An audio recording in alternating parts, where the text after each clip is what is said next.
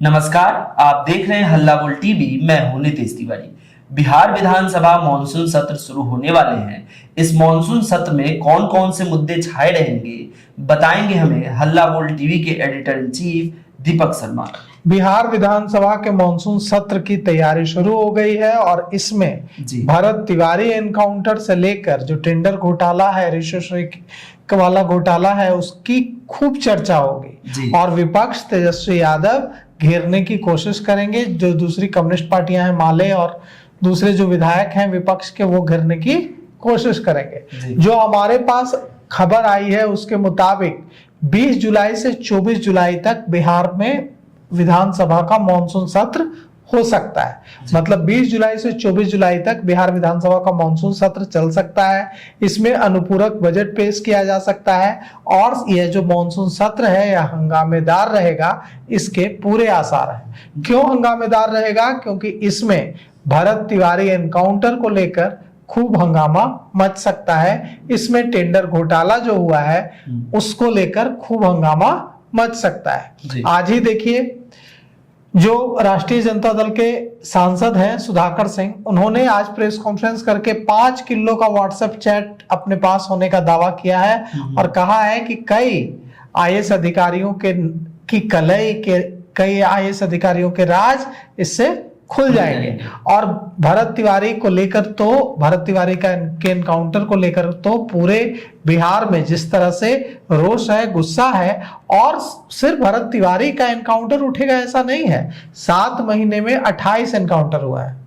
नगर नौसा का मामला क्यों नहीं उठेगा, जहां कॉलेज मांगने पर छात्र छात्राओं को पीटा गया और जेल में बंद कर दिया गया।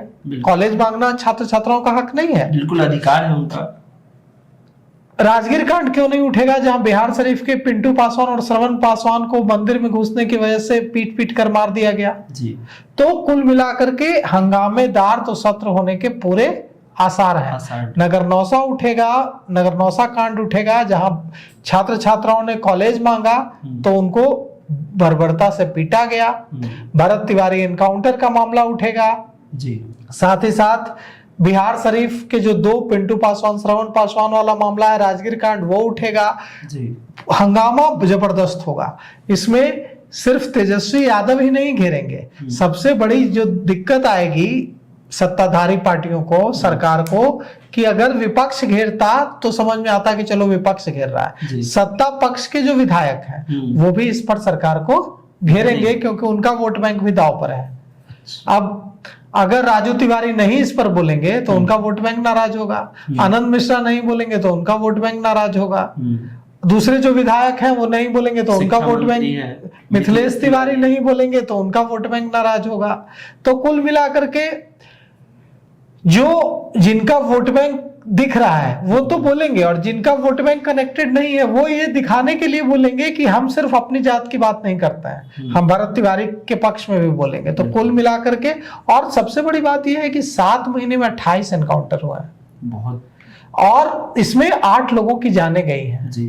तो अब ये जो विधानसभा का सत्र होने जा रहा है बिहार विधानमंडल का, 20 जुलाई से 24 जुलाई तक, जो उम्मीद, जो हमारे सूत्र बता रहा है कि 20 जुलाई से 24 जुलाई तक सत्र होगा। इसमें सत्ता पक्ष और विपक्ष का टकराव नहीं होगा, इसमें सत्ता पक्ष के अंदर भी टकराव होगा।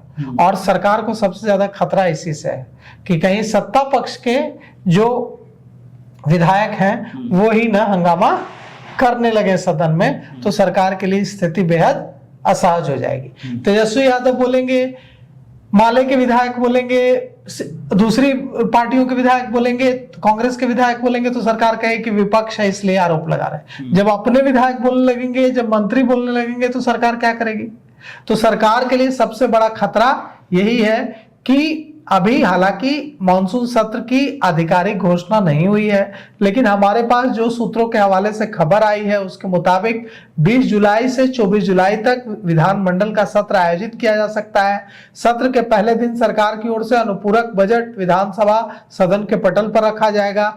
कई महत्वपूर्ण विधेयक भी पेश किए जाएंगे, प्रश्नकाल शून्यकाल होगा, कई विभागों से जुड़ी महत्वपूर्ण चर्चा होगी, सरकार अपनी उपलब्धियां सामने रखेंगी और विपक्ष कानून व्यवस्था से जुड़े मुद्दों पर सरकार को घेरेगा।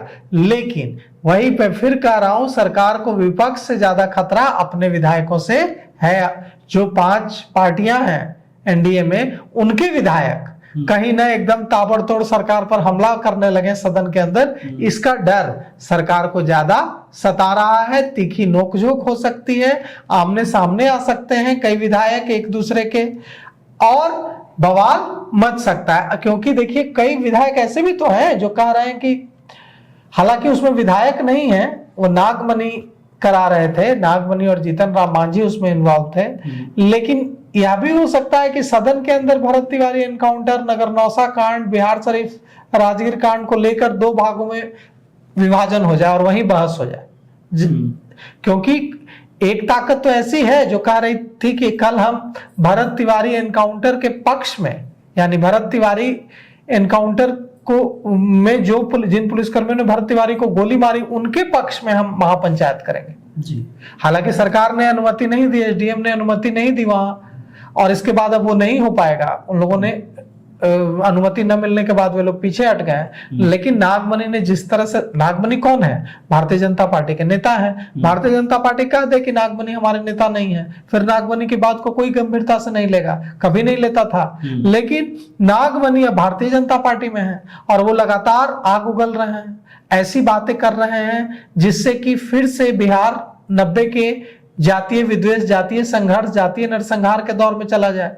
तो ऐसी स्थिति में अगर नागमणि जो बात कर रहा है वही बात अगर सदन में कुछ विधायकों ने कही तो वहां भी हंगामा हो सकता है। तो ये जो मॉनसून सत्र है यह बहुत ही हंगामेदार होने की आसार लग रहे हैं। और अब तो सरकार ने बैकफुट पर जाते हुए एक फैसला तो ले लिया है, जो सूत्रों के हवाले से हमें खबर मिल रही है कि फिर से जेड सिक्योरिटी वापस दे दी गई है लालू प्रसाद यादव और राबड़ी देवी को। तो ये जो एक मुद्दा था, ये मुद्दा आप सरकार ने विधानसभा सत्र से पहले ही खत्म कर लिया। लेकिन बहुत सारे ऐसे मुद्दे हैं जिस पर विपक्ष नहीं, सत्ता पक्ष के विधायक भी सरकार को घेर सकते हैं जी। तो आपको क्या लगता है इन तमाम बातों में, और आपको विधानसभा जो मॉनसून सत्र चलेगा तो आपको क्या, किन किन विषयों पर, किन किन मुद्दों पर चर्चा होगी, हमें कमेंट करके जरूर बताइए। आपको ये जानकारी कैसे लगी कमेंट करके जरूर बताइए। देखते रहिए हल्ला बोल टीवी। धन्यवाद।